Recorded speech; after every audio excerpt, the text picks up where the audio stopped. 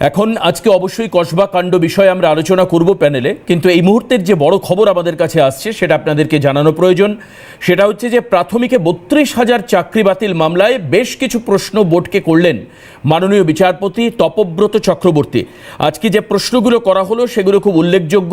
সেটা হচ্ছে একাধিক প্রশ্ন করা হয়েছে আজকে হাইকোর্টের তরফে। এই প্রশ্ন করা হয়েছে যে যারা পরীক্ষা নিয়েছিলেন তারা একে অপরের ঘাড়ে দোষ চাপিয়ে এড়িয়ে যাচ্ছেন কিভাবে। এই প্রশ্ন যেরকম করা হচ্ছে তেমনিভাবে আদালত মনে করছে যে কত শূন্যপদ ছিল এবং কতজন অপ্রশিক্ষিতকে নিয়োগ করা হয়েছিল তার সঠিক পরিসংখ্যান কি আছে বোর্ডের কাছে, এটাও আদালত জানতে চেয়েছেন। পাশাপাশি বিচারপতির প্রশ্নের মুখে বোর্ড তাকে প্রশ্ন করা হয়েছে যে আপনারা জানান যে কোথায় কে কি ভূমিকা নিয়েছিলেন, অর্থাৎ বোর্ডের ভূমিকা এক্ষেত্রে কোথায় কি ছিল সেই বিষয়ে স্পষ্ট বার্তা দেওয়ার কথা বলা হয়েছে আজকের কলকাতা হাইকোর্টের বিচারপতির তরফে।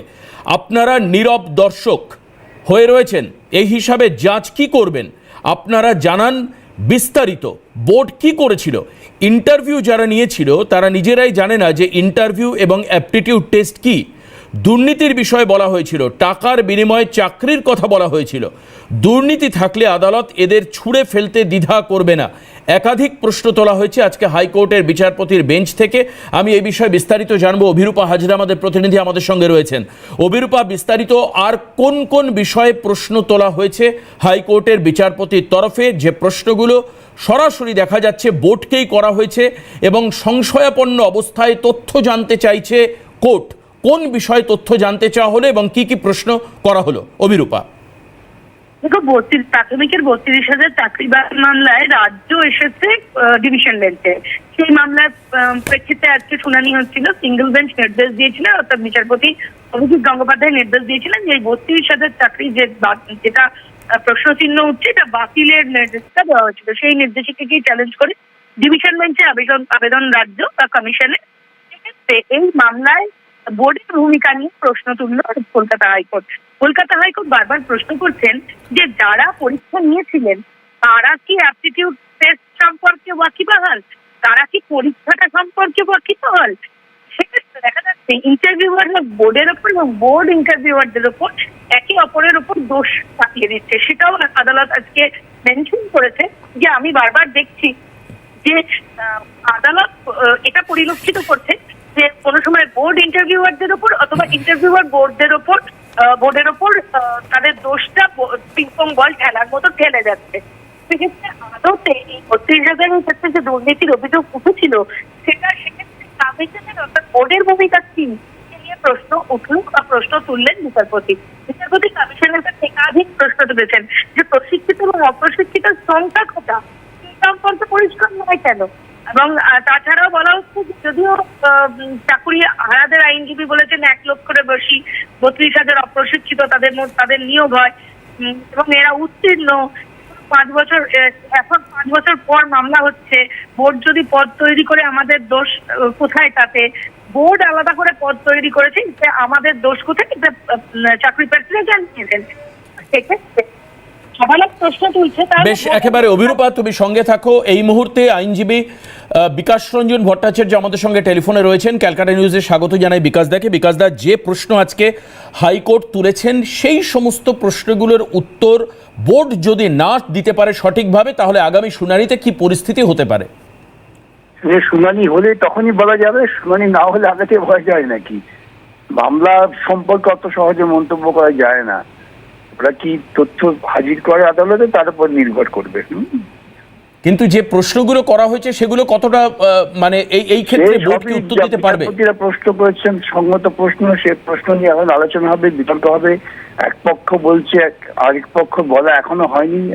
এত আগাম করে মন্তব্য করাটা ঠিক না। বিকাশ দা, এক জায়গায় বিচারপতি বলেছেন যে আপনারা যদি চুপ করে বসে থাকেন তাহলে জাজ কি করবে। এখন এই যে চুপ করে বসে থাকা, স্পিক নট সিচুয়েশন, এটাকে নিয়ে কি বলবেন?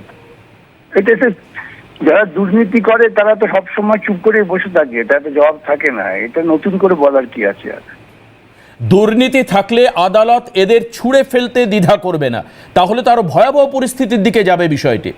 আপনারা অকারণে একটা বিষয় নিয়ে গল্প করছেন। ভয়াবহ পরিস্থিতি হলে হবে, তাতে কি আছে? বেশ, অনেক ধন্যবাদ। আইনজীবী বিকাশ রঞ্জন ভট্টাচার্য আমাদের সঙ্গে ছিলেন। অভিরূপা, আরও আরেকবার তোমার কাছে যাব, ভয়াবহ পরিস্থিতি হলে হবে, আইনজীবী বিকাশ রঞ্জন ভট্টাচার্য বলছেন, অর্থাৎ এই ক্ষেত্রেও কি চাকরি যাওয়ার সম্ভাবনা রয়েছে এবং ব্যাপক হারে চাকরি যাওয়ার সম্ভাবনা রয়েছে, সেদিকটাই কি ইঙ্গিত পাওয়া যাচ্ছে মোটামুটি আজকের এই প্রশ্নের মধ্যে থেকে? যারা চাকরি প্রার্থীরা যারা রয়েছেন, যাদের চাকরি অলরেডি প্রশ্নচিহ্নের মুখে, সিঙ্গল বেঞ্চের নির্দেশে যাদের অলরেডি চাকরি যাওয়ার কথাই রয়েছে, যেটাকে চ্যালেঞ্জ করে মামলা রয়েছে, তো তাদের চাকরি যে একটা বিপদের মুখে দাঁড়িয়ে রয়েছে কথা বলাই বাহুল্য। কিন্তু সেক্ষেত্রে আদালত কোন দিকে দিক নির্দেশ করে, আদালত যে প্রশ্নগুলো করছে সেই প্রশ্নে আইনজীবী মহল মনে করছে যে এত প্রশ্ন যখন তার উত্তর কমিশন কি দেবে জানা নেই, কমিশন যদি স্যাটিসফাই করতে না পারে বা বোর্ড যদি স্যাটিসফাই করতে না পারে, তাহলে তো অবশ্যই সিঙ্গল বেঞ্চের নির্দেশিকাই হয়তো বহাল রাখতে পারে আদালত। কিন্তু সেক্ষেত্রে আদালত কোন দিকে দিক নির্দেশ করে, কি নির্দেশিকা দেয়, সেটা তো অবশ্যই দেখার বিষয়। অভিরূপা, একটা জায়গা খুব গুরুত্বপূর্ণ, আইনজীবী বিকাশ রঞ্জন ভট্টাচার্য আমাদেরকে বলছিলেন, আমরা যেটা দেখেছি যে 2016 সালের যে প্যানেল সম্পূর্ণভাবে বাতিল করা হয়েছে, সেক্ষেত্রে উল্লেখ করা হয়েছে যে কমিশন চুপ করে বসেছিল ওই প্রশ্নটাতে যে কারা যোগ্য এবং কারা অযোগ্য। সেই নিরিখে সম্পূর্ণ প্যানেল বাতিল করতে বাধ্য হয়েছেন সুপ্রিম কোর্টের বেঞ্চ, সেটা খুব পরিষ্কারভাবে বলা হয়েছে। এখানে দাঁড়িয়েও কিন্তু একই প্রসঙ্গ, একই প্রশ্ন উঠে আসছে যে এই ক্ষেত্রে বোর্ড চুপ করে রয়েছে, তো সেই ক্ষেত্রে জাজেরা কি করবেন সেই প্রশ্ন তোলা হচ্ছে। তাহলে কি তুমি ওই অশনি সংকেতটা দেখতে পাচ্ছ এর মধ্যে দিয়ে?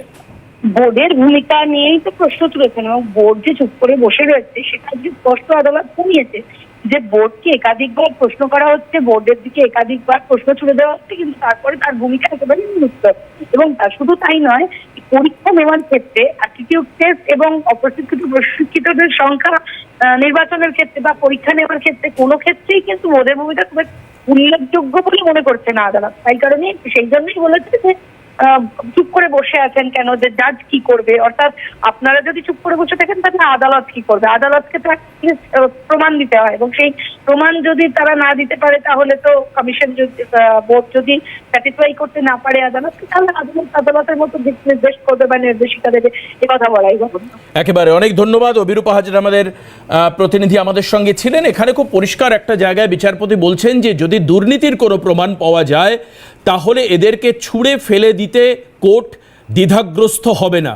অর্থাৎ সেই ক্ষেত্রেও কিন্তু 2016 সালের এসএসসির প্যানেল বাতিলের মতো ছুঁড়ে ফেলে দেওয়া, অর্থাৎ সম্পূর্ণ প্যানেল কি বাতিল হতে পারে সেই প্রশ্ন উঠছে। তবে যেটা আইনজীবী বিকাশ বাবু বলছিলেন যে বোর্ডকে প্রশ্ন করা হবে, দুই পক্ষের মধ্যে শুনানি হবে, পাল্টা পক্ষ বলবেন, পক্ষে বলা হবে, বিপক্ষে বলা হবে, অর্থাৎ ঠিক যেভাবে শুনানি প্রক্রিয়া হয় চট করে সেই বিষয়ে প্রেডিকশন করা সম্ভব নয়, কিন্তু নিশ্চিতভাবে বোর্ড সেই ক্ষেত্রে তথ্য দেবেন। আইনজীবী সায়ন ব্যানার্জি আমাদের সঙ্গে রয়েছেন। সায়নবাবু, আপনাকে স্বাগত জানাচ্ছি ক্যালকাটা নিউজে। আমি জানতে চাইবো আজকে হাইকোর্টের যে ডিভিশন বেঞ্চ, সেই ডিভিশন বেঞ্চ একাধিক প্রশ্ন বোর্ডকে করেছেন নিয়োগ সংক্রান্ত বিষয়ে 32,000 প্রাইমারি চাকরি বাতিল মামলার ক্ষেত্রে। কি মনে হচ্ছে এই প্রশ্নগুলোর মধ্যে দিয়ে আগামী দিনে কোন জায়গায় যেতে পারে এই মামলা? দেখুন, একটা বিষয় তো খুব স্পষ্ট, হাইকোর্টে যখন এই মামলা সিঙ্গেল বেঞ্চে শুনানি হয়েছিল এবং তারপরে যখন প্যানেল বাতিলের প্রশ্ন আসে, প্যানেল বাতিল হয়, এই সব মিলিয়ে কিন্তু রাজ্য সরকার বা কমিশন তারা অস্বস্তিতে ছিলেন। তার কারণ আদালত যে প্রশ্ন করেছিলেন আইনের মধ্যে within the four corner of the law, তারা সেই প্রশ্নের উত্তর দিতে পারেননি, আদালতকে স্যাটিসফাই করতে পারেননি। এ তো স্বাভাবিক, মানে শুধু ডিভিশন বেঞ্চ নয়, সুপ্রিম কোর্ট অব্দি। দেখুন, যা চুরি দুর্নীতি হয়েছে, এই চুরি দুর্নীতিকে তো কেউ মানে আজকের দিনে আজকে আর এটাকে কেউ তো ধামাচাপা দিতে পারবে না। আর কমিশন বলুন, রাজ্যের সরকার, এদের স্ট্যান্ড তো খুব স্পষ্ট। এরা যে কোনো ক্ষেত্রেই, ধরুন সে টেট হোক, এসএসসি হোক, যাই হোক, এরা গোলে মেলে সবটা মিলিয়ে যোগ্য অযোগ্য, সত্যিই কারা যোগ্য অযোগ্য এসব জায়গা তো চিহ্নিত করার কোনো প্রশ্নই রাখবে না এরা, তাহলে স্বাভাবিকভাবেই বারংবার মুখ পুড়বে। অনেক ধন্যবাদ। সায়ন বন্দ্যোপাধ্যায় আইনজীবী ছিলেন আমাদের সঙ্গে টেলিফোনে।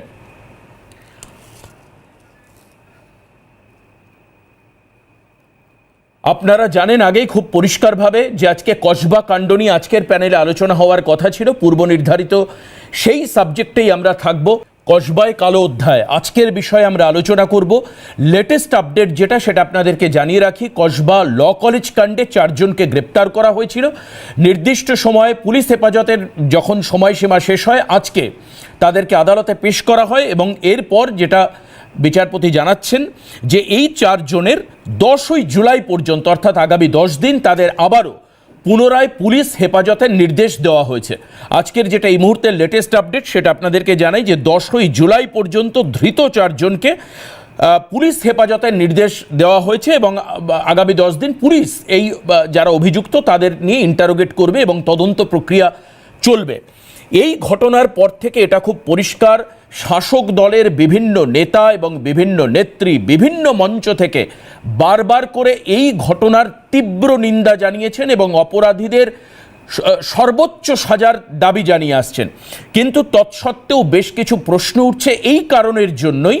তার কারণ হচ্ছে রাজ্যের আইন শৃঙ্খলা এটা অবশ্যই স্টেট সাবজেক্ট, স্টেট ইস্যু, এবং সেই কারণের জন্য রাজ্যের মধ্যে কোনো একটি শিক্ষা প্রতিষ্ঠানে যদি এই ধরনের ঘটনা ঘটে, নক্কারজনক ঘটনা, বিরোধীরা আঙুল তুলতে শুরু করেছেন প্রশাসনের দিকে এবং কোন ত্রুটি বিচ্যুতি থেকে এই ধরনের ঘটনা ঘটল সেই নিয়ে প্রশ্ন করছেন। তার জন্য আন্দোলন, বিক্ষোভ, নানান ধরনের কর্মসূচি চলছে সারা রাজ্যে। রাজনীতির একেবারে তোলপাড় অবস্থা। আর সেই অবস্থায় আজকে দুপুরবেলায় জিবি মিটিং হয়েছে এবং সেই জিবি মিটিং থেকে যে তথ্যগুলো সামনে উঠে এসেছে একবার দ্রুত আপনাদেরকে গ্রাফিক্যাল প্রেজেন্টেশনে সেই জায়গাগুলো দেখাতে চাইব। দেখুন, এক এক করে আমি বলে দিচ্ছি আপনাদের। নির্যাতিতার পরিবার যদি চায় তাহলে চিকিৎসার খরচ বহন করবে কলেজ। বহিষ্কারের সিদ্ধান্ত নেওয়া হয়েছে কসবাকাণ্ড অভিযুক্ত মনোজিৎ, প্রমিত এবং আরেকজন যে অভিযুক্ত ছিলেন, অভিযুক্ত মনোজিৎ মিশ্রের বেতন ফেরত দেওয়ার কথা বলা হয়েছে। দোষীদের দৃষ্টান্তমূলক শাস্তির দাবি করা হয়েছে কলেজের তরফে। প্রয়োজনীয়তা বুঝে টেন্ডার ডেকে নতুন সিসিটিভি ইনস্টলেশনের সিদ্ধান্ত নেওয়া হয়েছে আজকে জিবি মিটিং থেকে। 6 নম্বর পয়েন্ট, কলেজে বহিরাগতদের প্রবেশ সম্পূর্ণভাবে নিষিদ্ধ করা হয়েছে। 7 নম্বর, সকাল 7টা থেকে দুপুর 2টো পর্যন্ত যে নির্ধারিত সময় সেই সময়ে কলেজ চলবে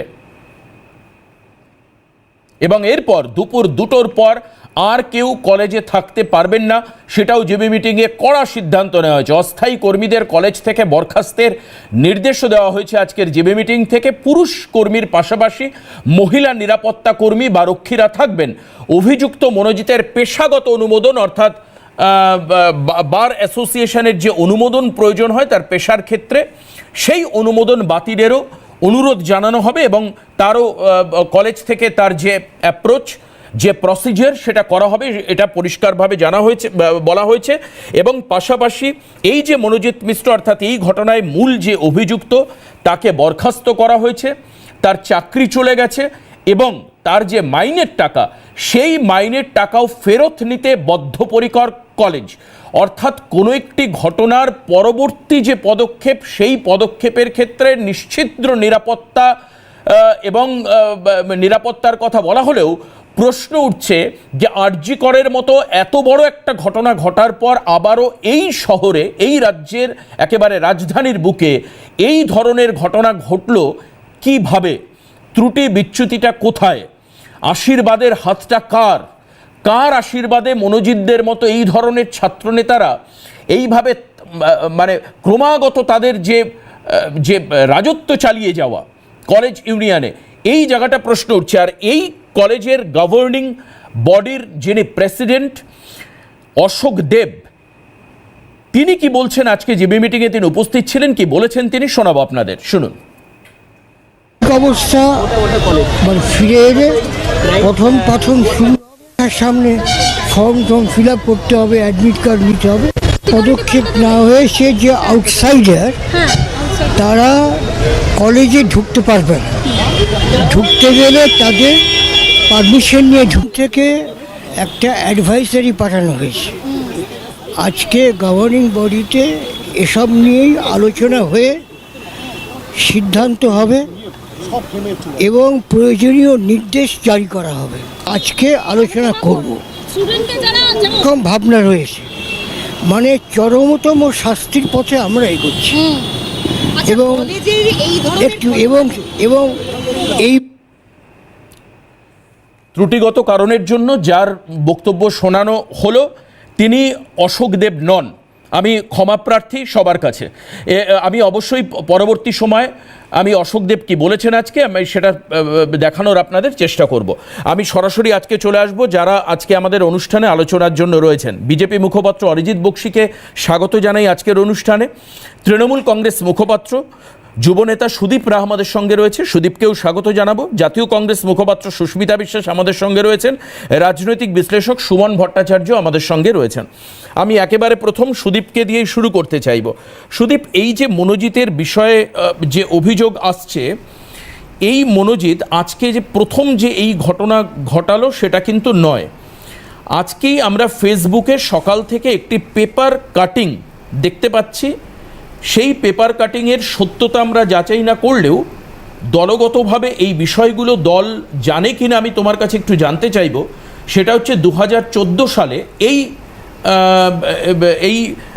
তোমার মনোজিৎ মিশ্র যে আলিপুর থানায় মনোজিতের বিরুদ্ধে প্রথম অভিযোগ বাঁশ দিয়ে এক যুবককে মারধর এবং খুনের চেষ্টার মামলা।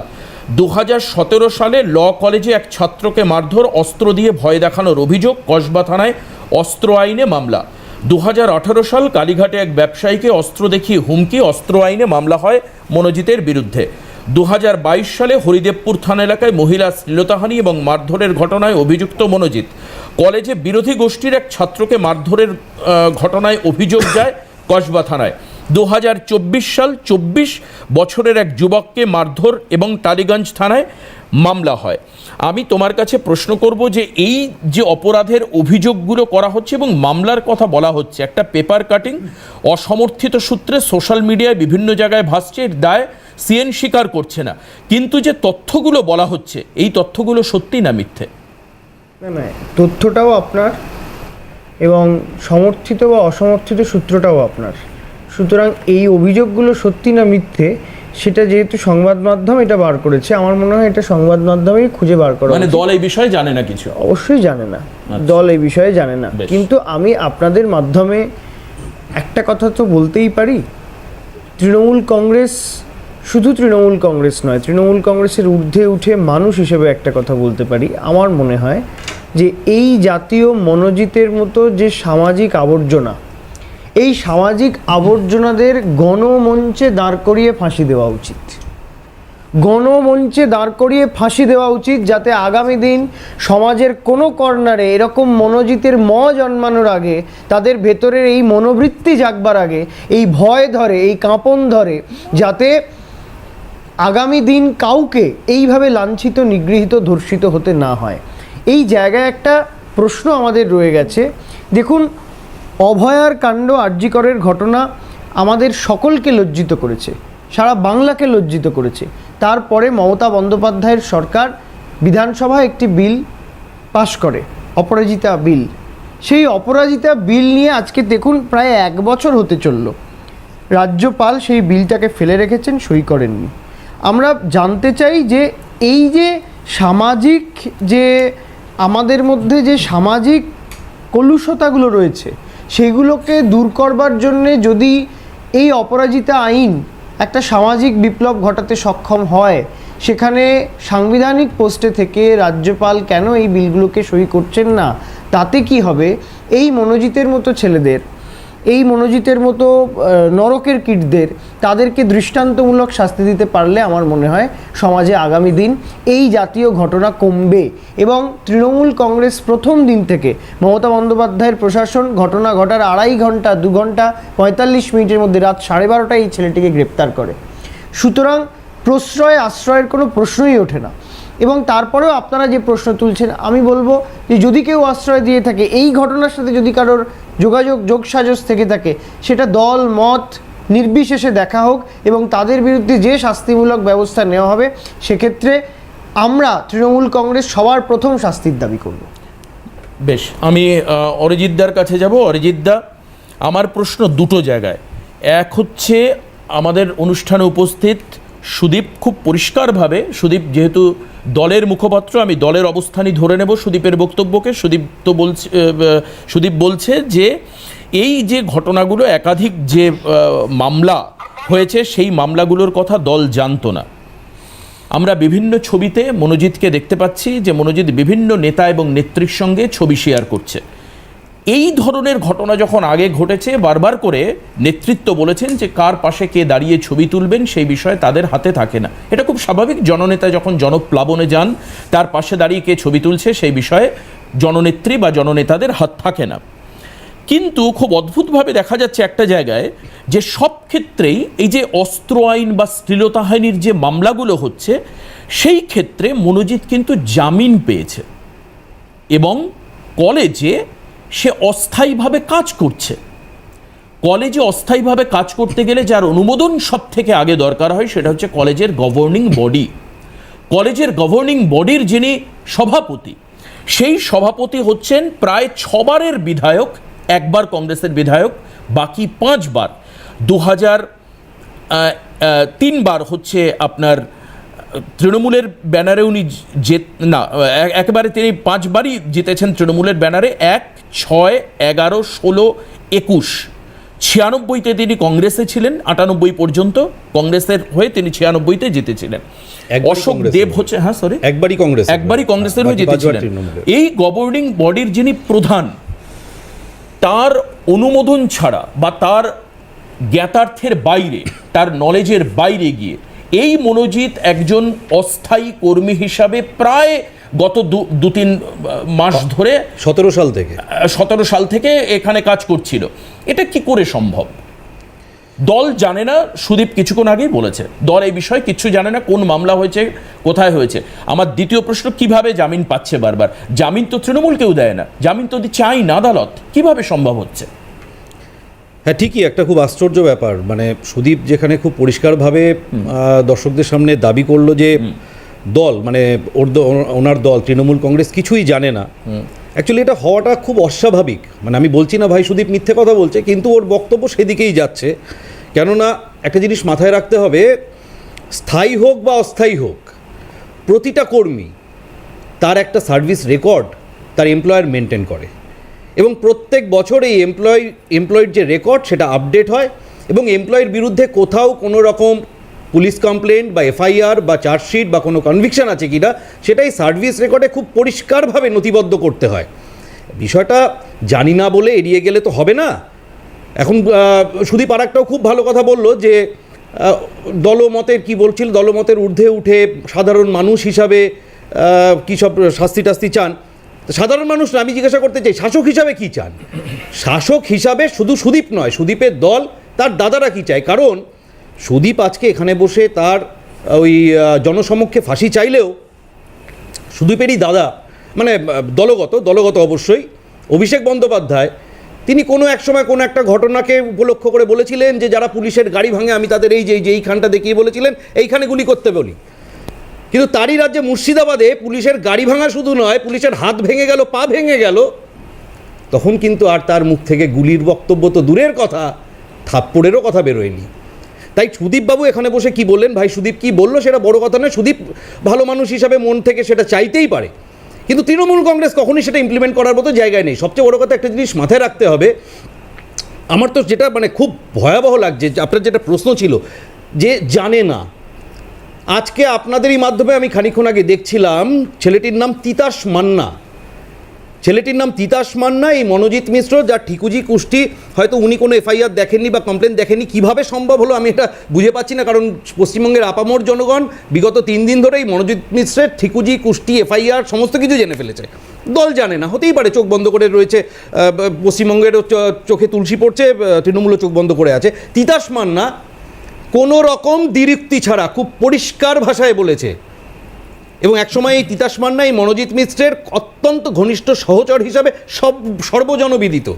সেই তিতাস মান্না বলছে এটা প্রথম নয়, এবং এমন নয় যে এটাই শুধু রিপোর্টেড হয়েছে, রিপোর্টেড হয়নি, এরকম বহু ঘটনা এই মনোজিৎ এবং তার সাঙ্গপাঙ্গরা এই সাউথ কলকাতা ল কলেজে ঘটিয়েছে। আমি তো কালকে অন্য একটি চ্যানেলে একটা মানে আশঙ্কা প্রকাশ করেছিলাম, আজকে দেখলাম সেটাই প্রায় বোধহয় সত্যি হতে চলেছে। কালকে যখন কলেজটাকে পুরো সিল করে দেওয়া হলো, একজন জানতে চেয়েছিল, একজন মানে অন্য একটি চ্যানেলের সঞ্চালক, যে আইনে কি এটা হয়? তা আমরা তো জানি আইনের পরিভাষায় প্লেস অফ অকারেন্স, অর্থাৎ যেখানে ঘটনাটা ঘটে সেটা কোনো ঘর হতে পারে বা সেটা কোনো অফিস রুম হতে পারে বা ক্লাসরুম হতে পারে, সেখানটাকে ক্লোজ করা হয়।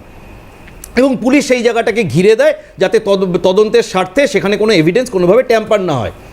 সামগ্রিকভাবে কলেজ বন্ধ করে দেওয়া হয়েছিল, তার থেকেই আমাদের আশঙ্কা হয়েছিল যে এই কলেজে এটাই শুধু নয়, এই জাতীয় বহু ঘটনার সাক্ষী এই কলেজ, এবং শুধু এই কলেজ নয়, এই অশোক দেবের মতো লোকেরা যিনি ছটি আরও কলেজের গভর্নিং বডির সভাপতি, এই বিবেক গুপ্তার মতো লোকেরা যিনি 5টি কলেজের গভর্নিং বডির সভাপতি, এই শশী পাজা যিনি 3টি কলেজের গভর্নিং বডির সভাপতি, কলেজে কলেজে কি হচ্ছে? এরপর বাঙালি সাধারণ মানুষ তার মেয়েদের কোনো কলেজে পড়তে পাঠিয়ে শান্তিতে দুগাল ভাত খেতে পারবে? আর এটা তো ওনার নেতারা বলছে, মদন মিত্র বলছেন একা গিয়েছিল কেন, তৃণমূল পার্টি অফিসে বলে যায়নি কেন?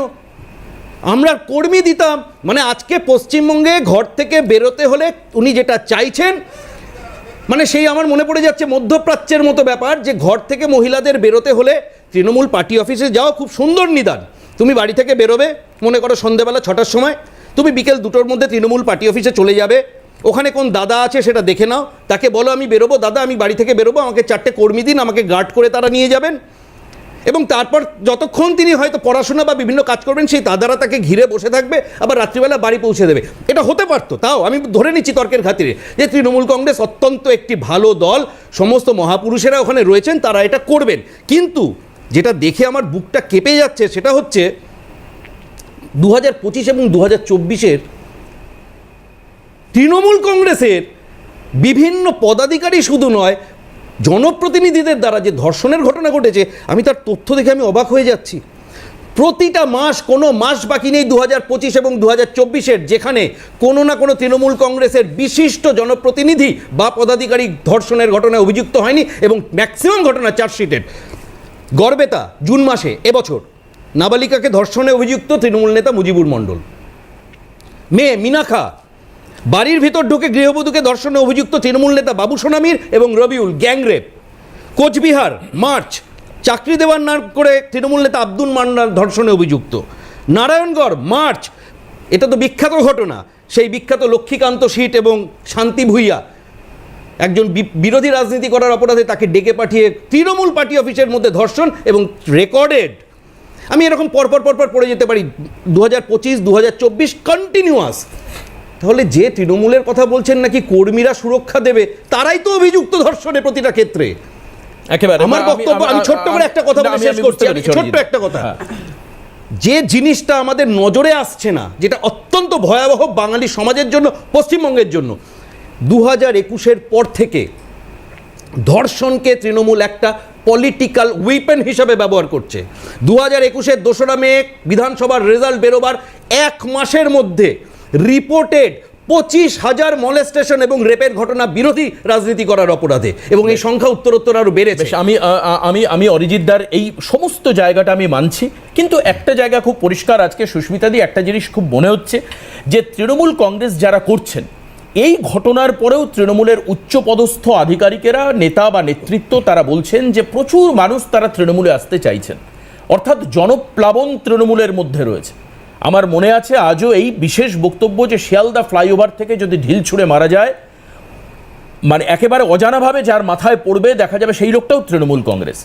তা এখন এই যে বিপুল জনপ্লাবন, এই প্লাবনের ক্ষেত্রে যখন আসছে, অর্থাৎ সুদীপ রাহার মতো যারা ডেডিকেটেড কর্মী বা যারা দীর্ঘদিন ধরে শুধু এই রাজ্যে নয় অন্যান্য রাজ্যে গিয়েও ভোট প্রচারের কাজ করেছেন বা ইত্যাদি করেছেন, যাদের দল চেনে বা জানে, এখন ব্যাপার হচ্ছে এদের থেকেও হয়তো এই জনপ্লাবনে ছাঁকনির ফুটোগুলো বড় হয়ে যাওয়ার জন্য বেশ কিছু অবাঞ্ছিত এই জনপ্লাবনে ভেসে কিছু মানুষ তারা ঢুকে পড়ছে।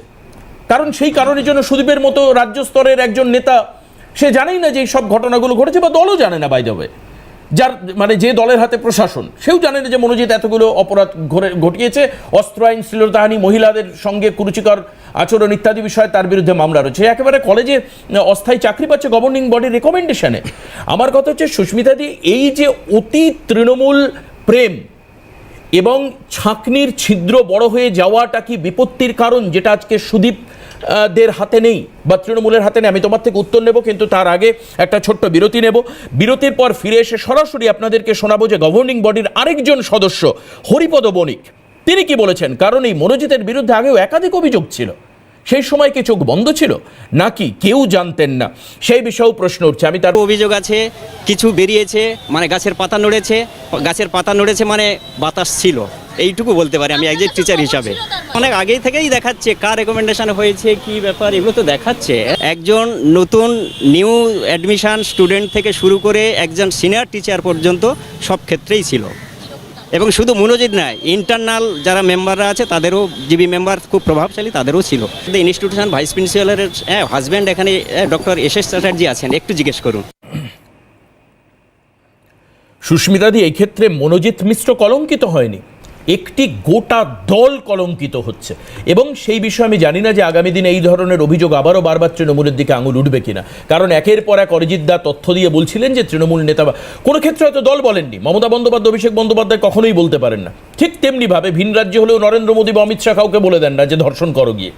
কিন্তু এই যে অনিয়ন্ত্রিত সদস্যরা, তারা কতটা দলের ক্ষতি করছে? মানে আমার প্রশ্ন হচ্ছে, তুমি দেখো যে সেই মানুষটা যে একটা সময় কংগ্রেসে ছিল, দীর্ঘদিন জনপ্রতিনিধি, আমাকে ধরে নিতেই হবে, তার প্রতি মানুষের একটা ফেথ আছে, মানুষের পাশে তিনি দাঁড়ান, না হলে বারবার ছবার তিনি যেতেন কি করে? সেই মানুষটি গভর্নিং বডির চেয়ারম্যান, তার নেতৃত্বে সেই গভর্নিং বডি অ্যাফিলিয়েট করছে একজন অপরাধীকে যে বারবার অপরাধ করছে, কি করে সম্ভব? ব্যাপারটা হচ্ছে সুদীপ যে বলল কথাটা যে দল জানে না, এটা সুদীপ জানে না, কিন্তু দল জানে না এটা হতে পারে না। তার কারণ আমি এই জন্য বলছি যে এই যে বারে বারে সে যে অপরাধগুলো করেছে, এবং সেই অপরাধগুলো কিন্তু থানা পর্যন্ত গড়িয়েছে, এফআইআর পর্যন্ত গড়িয়েছে, এবং তারপরে সে সেখান থেকে মুক্তি পেয়েছে, কিন্তু কারোর না কারোর একজনের মাথায় হাত তার উপরে ছিল এবং তার আশীর্বাদ ছিল না। কোর্ট দিলেও কেন বুঝছো না? তাহলে কি অভিযোগের সারবত্তা ছিল না? আমার কথা হচ্ছে বাংলায় কিংবা তথা সারা ভারতবর্ষে, আমি যদি পুরো প্রেক্ষিতটা ধরে নিই, একটা পার্সপেক্টিভ ধরি, যে এই যে এফআইআরটা কিভাবে লেখা হচ্ছে, এটা কিন্তু একটা বিরাট ফ্যাক্টর, এবং এফআইআরটার মানে মানটা কি সেটা বুঝতে হবে, তার উপরে তার বেসিসে সে জামিন পাচ্ছে, তার সুতরাং সেই জায়গাটা কিন্তু আগে বুঝে নিতে হবে। হ্যাঁ, কন্টেন্টটা কি আছে। এবার বিষয়টা হচ্ছে, আজকে যেই কথাগুলো অরিজিৎ বাবু বলল, আমি অন্তত এইটা ভালো লাগলো, সুদীপ অন্তত অন্য মানে মুখপাত্রদের মতো বলল না, কারণ আমরা যবে থেকে ঘটনাগুলো ঘটছে আমরা এই কথাগুলো শুনে শুনে ক্লান্ত, যে সারা ভারতবর্ষে ওই বিলকিস বানুর মানে যে ধর্ষণকারী, তাকে মালা দিয়ে বরণ করা হয়েছিল উন্নাও, হাতরাস এবং মণিপুরে। আমি ওইটা বলতে যাচ্ছি, মণিপুরে মহিলাদেরকে যে উলঙ্গ করে মানে হাঁটানো হয়েছিল, এবং ব্রিজভূষণের কথা, আচ্ছা, বিভিন্ন রকম কথাবার্তা উঠে আসছে। আমি মনে করি কোনো একটি ধর্ষণ আরেকটি ধর্ষণকে দিয়ে জাস্টিফাই করা যায় না। আমি প্রজ্জ্বল এর কথা বলবো না, আমি আজকে বিলকিস বানুর কথা বলবো না, আমি আরজিকর বলবো, আমি কসবা বলবো, কারণ আমি বাংলায় বাস করি, আমি বাংলার একটা সুস্থ পরিবেশ চাই। এক্ষুনি তোমাদের এখানে ঢোকার আগে আমি বলবো না বিশেষ কোনো একজন অ্যাঙ্কার, ও বাড়ি ফিরছে, তা আমি যখন ঢুকলাম ও আমাকে বলছে, সুস্মিতা দি কি ভালো আছো? তা ভালো থাকার তো জো নেই। বললাম, দেখিস যাচ্ছিস সাবধানে যাস, কেন তুই আমরা কেউই কিন্তু এখন সিকিউর না। মানে ব্যাপারটা এমন একটা পরিস্থিতিতে এসছে, কারণ 72 বছরের একজন রানাঘাটের নান যদি রেপড হতে পারে, তাহলে কোনো বয়সের লোকই কোনো সময়ের জন্য সে আজকে কিন্তু আমি বলবো না সুরক্ষিত। কিন্তু আমার এখানে কতগুলো কথা আছে, এই যে আজকে এতগুলো কথা হচ্ছে, এই কথাগুলোর মধ্যে আপনি একটা জিনিস কি লক্ষ্য করে দেখেছেন, যে কসবা এবং আরজিকর এই দুটো ঘটনার মধ্যে কিন্তু দুটো তফাৎ রয়েছে। একটা তফাৎ হচ্ছে যে এখানে ওখানে গণধর্ষণ করে মেরে দেওয়া হয়েছে, এখানে গণধর্ষণ করে জীবিত রাখা হয়েছে, ভেবেছিল সে ভয়ে মুখ বন্ধ করে রাখবে, সে তার বাবার সাথে গিয়ে যে এইটা যে মানে করবে, মানে এফআইআরটা যে করবে, এইটা তারা ভাবতে পারেনি হয়তো, নাহলে তাকেও হয়তো মেরে দিত। কিন্তু আমার প্রশ্ন হচ্ছে, আজকে এই যেই মেয়েটি গণধর্ষিতা হয়েছে, যে ভিকটিম, সেই ভিকটিম যদি মনে করে যে তার পরিবার কিংবা তার নাম আড়াল করা হবে, তাদের মুখ আড়াল করা হবে, সেইটা তার একটা আইন রয়েছে। কিন্তু আপনি আমাকে বলুন তো, কাল থেকে যতগুলো জায়গায় আমরা দেখছি পুলিশ যতগুলো জায়গায় এফআইআর তৈরি করেছে, চার্জশিট পেশ করেছে, সেখানে সাংকেতিক ওয়ার্ড ব্যবহার করা হয়েছে এবং সেখানে নামগুলোকে হোয়াইটনিং করে MJP এইভাবে উল্লেখ করা হয়েছে। আপনি আমাকে বলুন এই জিনিসটা, যেখানে আমরা দেখছি এটা ওপেন অ্যান্ড শাট কেস। তার কারণ ওপেন অ্যান্ড শাট কেস এই জন্যই, এই মেয়েটি যে ভিকটিম সে যা বিবৃতি দিয়েছে সেই বিবৃতি অনুযায়ী সিসিটিভির ফুটেজ, মোবাইলের ভিডিও রেকর্ডিং, সমস্ত কিছু টাইম, ইভেন যে তার যে ইনহেলারটা কিনে নিয়ে এসছে ওষুধের দোকান থেকে তার টাইমিং, সমস্ত কিছুটা মিলে গেছে। না, এটা মেলাচ্ছে কিন্তু সুস্মিতা, আমি জাস্ট একটু ইন্টারফেয়ার করি, এই যে মিলিয়ে মিলটা সামনে তুলে আনছে কিন্তু রাজ্য পুলিশ। হ্যাঁ, এবার রাজ্য পুলিশের এই যে আমি একবারও বলছি না, আমি বলছি, এবার বলছি, আমি সেখানে বলছি রাজ্য পুলিশ, অবশ্যই রাজ্য পুলিশ করেছে। এবং সবচেয়ে বড় কথা হচ্ছে, এবং কিছুক্ষণ আগে সুদীপ বলল যে ঘটনার পরে 12 ঘন্টা মানে 5 ঘন্টা বেরোতে পারেনি, গ্রেফতার করেছে। তার জন্য আমরা অসংখ্য পুলিশকে ধন্যবাদ জানাই যে পুলিশ সঙ্গে সঙ্গে এই অ্যাকশনটা নিয়েছে। কিন্তু তার সাথে আমি একটা জিনিস বলবো, মনোজিৎকে যদি যে দিয়ে রেফার করা হয়, কিংবা এটাও আবার কিন্তু করেছে পুলিশ তার সাথে সাথে, এর সাথে কোর্টে কিন্তু মানে জে ফর মনোজিৎ, মানে পি ফর আরেকজনের নাম এরকম প্রমিত, পি ফর প্রমিত দেয়নি, তার আদ্যাক্ষরগুলো দেয়নি। পি ফর ওই যে আরেকটি জাবেদ না কি একটা ছেলে, জাহিদ বলে যে ছেলে ছিল, তাকে দেখানো হয়েছে। এইরকম ভাবে ইন্ডিকেট করা হয়েছে। আজ প্রমিতকে এম বলে ইন্ডিকেট করা হয়েছে, সেইটাও কিন্তু কোর্টের কাছে দিয়েছে। কিন্তু আমার কথা হচ্ছে, কেন ওপেন শাট কেসটাকে গিয়ে একটু ডিফিকাল্ট করার জন্য? আমি এই প্রশ্নটা তুলতে চাইছি। আর একটা জিনিস যেটা আপনি যেটা বললেন, কালকে আমরা দেখলাম, কাল পরশু 2 দিন ধরে টিভিতে কি না ফ্যাক্ট ফাইন্ডিং টিম এসছে। আজকে আমরা দেখছি NCW অর্চনাদি গেছেন, সেখানে অর্চনাদিকে সেখানে স্পেসগুলোতে যেতে দেওয়া হয়নি, কারণ কোনো একটা ঘটনাস্থলে সেই পার্টিকুলার যদি কোনো ঘটনাস্থল সেখানে আজকে টেপ কোড দিয়ে আটকিয়ে রাখা হয়, সেই ঘটনাস্থলে আজকে কিন্তু সেখানে কোনো টিমই গিয়ে পৌঁছাতে পারবে না যতক্ষণ পর্যন্ত পুলিশের কোর্টের পারমিশন না থাকবে। কিন্তু আমি সে সময় শুনলাম সমস্ত মানে মুখপাত্ররা তৃণমূলের বলছে এই যে আমাদের মুখ্যমন্ত্রী অ্যালাউ করছে বলেই NCW আসতে পারছে না।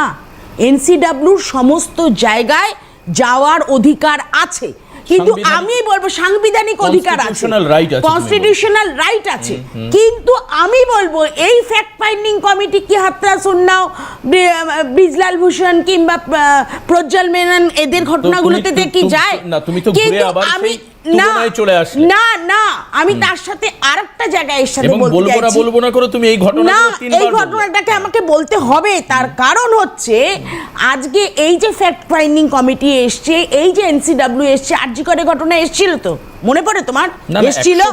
কিন্তু আমি বলতে চাই এই আরজি করের ঘটনায় যখন সেই অভয়ার মা বাবা বারংবার প্রাইম মিনিস্টারকে চিঠি করেছে দেখা করার জন্য, বারংবার রাষ্ট্রপতির কাছে দাবি করেছে তার সাথে দেখা করার জন্য, বারংবার স্বরাষ্ট্রমন্ত্রীর সাথে দেখা করার চেষ্টা করেছে, তার সাথে একবার তারা দেখা পর্যন্ত করেনি। তাহলে আমার এই ফ্যাক্ট ফাইন্ডিং কমিটি NCW এসে আমার লাভটা কি?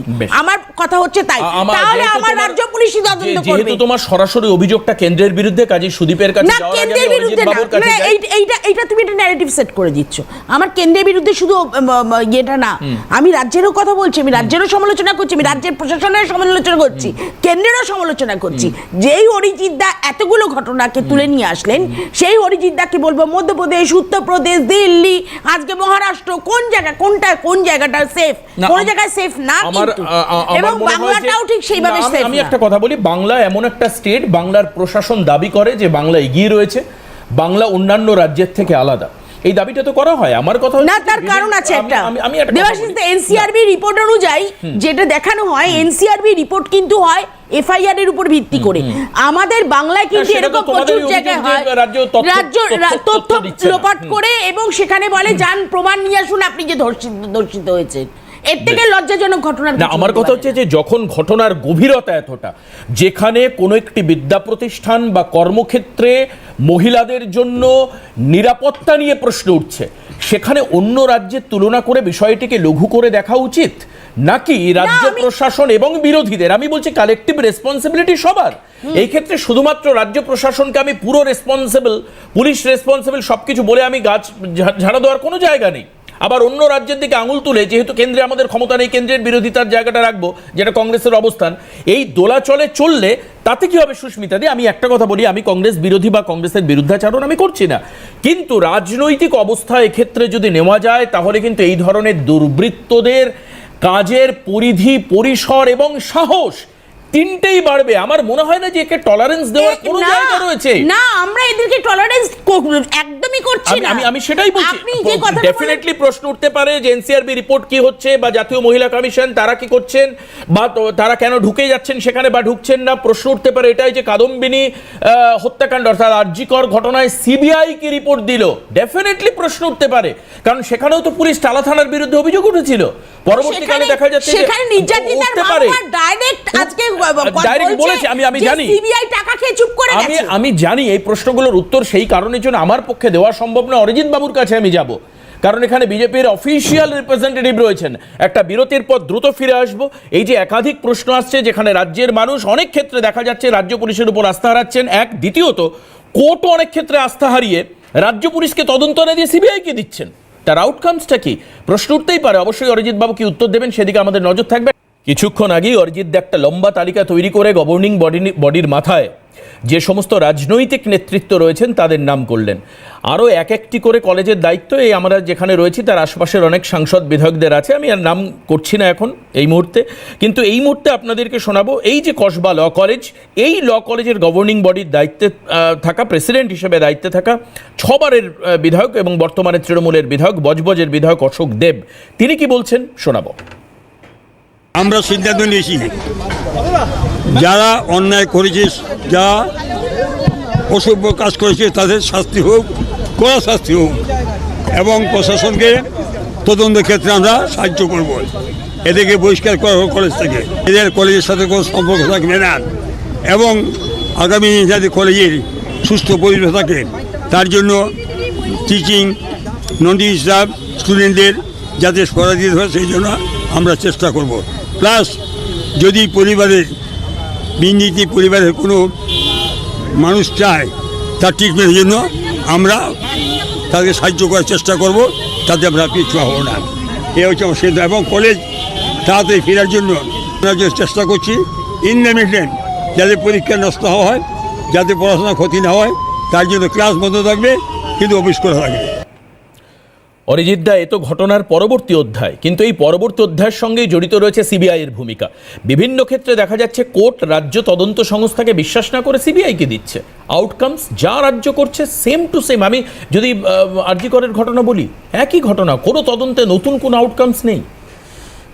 দেখুন, অবশ্যই আপনার এই বিষয়ে আসছি, শুধু একটাই কথা বলিনি, ওই যে গলা ভারী করে বয়স্ক ভদ্রলোক মিস্টার দেব যেভাবে বললেন আমরা সিদ্ধান্ত নিয়েছি, আমি ভেবেছিলাম তার পরের কথাটাই বলবেন যে লজ্জায় আমি জিবির সভাপতির পদ থেকে পদত্যাগ করছি। এটা ওনার কাছ থেকে আসা উচিত ছিল, এটা বাংলার মানুষের এক্সপেকটেশন ছিল যে উনি ওই জিবির সভাপতির পদটা ছেড়ে বাইরে এসে পদত্যাগ করে এসে বলবেন আমি পদত্যাগ করেছি, তারপর আমি এর বিচার চাইছি। কারণ 6 বছর ওনার ছত্রছায়াতেই এই মনোজিৎ মিশ্র, এই জায়ব এবং এই আরেকটি ছেলে প্রবীত এরা লালিত পালিত হয়েছে। যাই হোক, সেটা করবেন না এরা, কারণ নির্লজ্জতা চূড়ান্ত।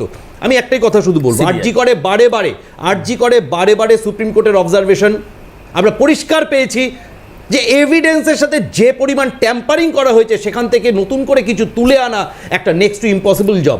আমাদের মনে রাখতে হবে এই আরজি করে, একটু আগে প্লেস অফ অকারেন্স নিয়ে কথা হচ্ছিল, এই আরজি করে প্লেস অফ অকারেন্স যেখানে ওই আমাদের কাদম্বরীকে ফেলে রাখা হয়েছিল, তার উপর দিয়ে হাজার হাজার দুষ্কৃতী, এবং আমি পরিষ্কার বলছি তৃণমূল আশ্রিত বেলগাছিয়ার দুষ্কৃতীরা দাপিয়ে বেরিয়ে গেছে, তিলে তিলে ওখানে ধ্বংস করা হয়েছে এভিডেন্স। যে এভিডেন্স ধ্বংস সেখান থেকে কি করে তুলে আনবে? আমি আর একটা ছোট্ট কথা বলতে গেলে সুদীপ আর ছোট্ট সময় পাবে না বলবার জন্য। সুদীপ প্লিজ। আমি একটাই কথা বলবো, কংগ্রেসের প্রতিনিধি নিশ্চিতভাবে এনসিডব্লিউ এগুলো নিয়ে প্রশ্ন তুলেছেন, আমি শুধু সংযোজন করব একটু, সুস্মিতাদি কেন এনসিডব্লিউ পারবে না? কিছুটা মুখোশ খোলা গেছে, কিন্তু এনসিডব্লিউর মুখ কে? বিজেপির নির্বাচনে প্রতিদ্বন্দ্বী করা বিজেপির প্রতিনিধি অর্চনা মজুমদার। কোন বিজেপি? যে বিজেপি কার্তিক মহারাজকে শেল্টার দেয়, যে বিজেপি কুলদীপ সেঙ্গারদের শেল্টার দেয়, যে বিজেপি ব্রিজভূষণদের শেল্টার দেয়, বিজেপির দলীয় আমি সদস্য, এটা আপনি কোথা থেকে আপনি পেলেন? বলার সময় আমি না, বলিনি। ঠিক কথা আপনি আচ্ছা, বলেন, আপনি বলার কিন্তু সময় একটা আমি বলিনি। মিথ্যা কথা বলছেন। কার্তিক মহারাজ বিজেপি সদস্য নন, আপনি ভারত বলার সেবা সময় সংসদের আমি পূজারী। বলিনি। প্লিজ আপনি মহা মিথ্যে কথা মুশকিল। বলবেন না, বলুন বলুন বলুন। আপনি লাইন দিয়ে 1 2 3 Continue 4 করুন, করে continue যে করুন, কথা হ্যাঁ। যে কটা অভিযোগ রাখলেন সে কটা আমি বলতেই পারি যে আপনি মিথ্যে কথা বলছেন। তো যাই হোক, সেটা তদন্ত সাপেক্ষ।